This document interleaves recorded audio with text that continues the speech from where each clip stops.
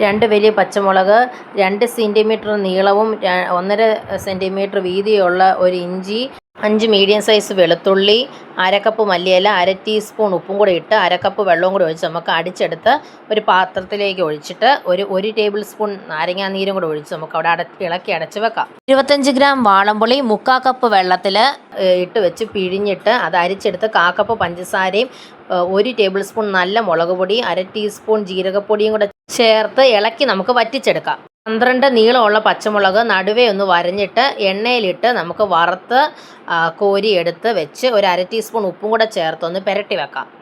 ഒരു ബൗളിലേക്ക് 1 കപ്പ് കടലമാവ്, 1/2 ടീസ്പൂൺ മഞ്ഞൾപ്പൊടി, 1/2 ടീസ്പൂൺ ഉപ്പ്, 1/4 ടീസ്പൂൺ അജ്വാൻ ഇട്ട് 1/4 കപ്പും 1 ടേബിൾ സ്പൂൺ വെള്ളവും കൂടി ഒഴിച്ച് അതിലേക്ക് ഒരു 1/4 കപ്പ് ബേക്കിംഗ് സോഡ ഇട്ടിട്ട് നമുക്ക് കൈ കൊണ്ട് അതൊന്ന് മുക്കിയിട്ട് വിരൽ കൊണ്ട് അതിൽ എണ്ണയിലേക്കിട്ട് വറുത്ത് ബൂന്തി ഉണ്ടാക്കി എടുക്കാം.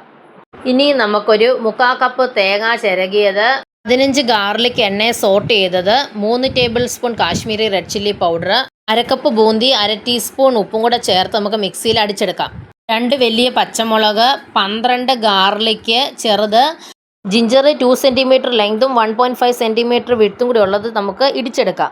ഒരു പാനിലേക്ക് 1 ടേബിൾ സ്പൂൺ സൺഫ്ലവർ ഓയിൽ ഒഴിച്ച് 1 ടീസ്പൂൺ ജീരകം ഇട്ട്, 1 ടീസ്പൂൺ കടുകിട്ട്, 1 തണ്ട് കറിവേപ്പില ഇട്ട്, 1 ടീസ്പൂൺ ഉപ്പിട്ട്, ടീസ്പൂൺ മഞ്ഞൾപ്പൊടി ഇട്ട് എല്ലാം കൂടി നന്നായിട്ട് ഇളക്കിയിട്ട് അതിലേക്ക് 1/2 ടീസ്പൂൺ കായപ്പൊടിയും കൂടി ഇട്ട് നന്നായിട്ട് ഇളക്കിയിട്ട് നമ്മുടെ ചതച്ച് വെച്ചേക്കുന്ന ഇഞ്ചി, വെളുത്തുള്ളി, പച്ചമുളകും കൂടി ഇട്ട് ഇളക്കിയിട്ട് നമുക്ക് നിർത്തി വെച്ച് 3 വലിയ പൊട്ടറ്റോ, 1 ടേബിൾ സ്പൂൺ നാരങ്ങാനീര്, 1/4 കപ്പ് മല്ലിയിലയും കൂടി ഇട്ട് നമുക്ക് പീച്ചിയിട്ട് ഇടികല്ല് വെച്ച് ഇടിച്ച് വെള്ളം കയ്യെ തൂത്ത് ഉരുട്ടിയെടുത്ത് വെക്കാം.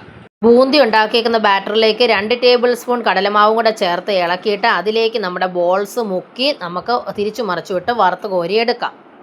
ആദ്യം നമുക്ക് പാവെടുക്കാം. എന്നിട്ട് അതൊരു കത്തി വെച്ച് നടുവേ ഒന്ന് വരഞ്ഞിട്ട് അതിലേക്ക് ഫസ്റ്റ് നമുക്ക് കൊറിയാണ്ടർ ചട്നി നമുക്ക് ആദ്യമേ തേച്ച് കൊടുക്കാം.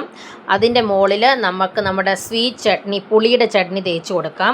അതിൻ്റെ മുകളിൽ നമ്മുടെ തേങ്ങ വെച്ചിട്ടുണ്ടാക്കിയ ചട്നി, അതിൻ്റെ മണ്ടേ നമ്മുടെ പൊട്ടറ്റോ ബോള്, പിന്നെയും തേങ്ങയുടെ ചട്നി, മുകളിൽ നമ്മുടെ മുളക് വറുത്തതും അതിൻ്റെ മണ്ടേ ബൂന്തിയും കൂടെ വെച്ച് അടച്ച് നമുക്ക് സെർവ് ചെയ്യാം.